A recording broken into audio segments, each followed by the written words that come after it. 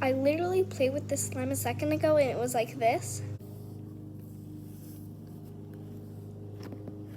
And now it's like this.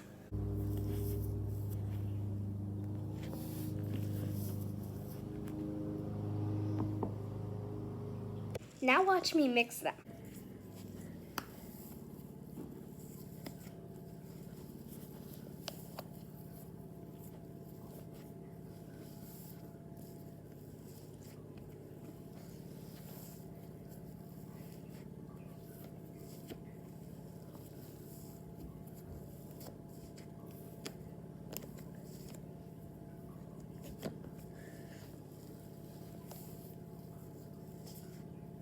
Thanks for watching. Make sure to subscribe.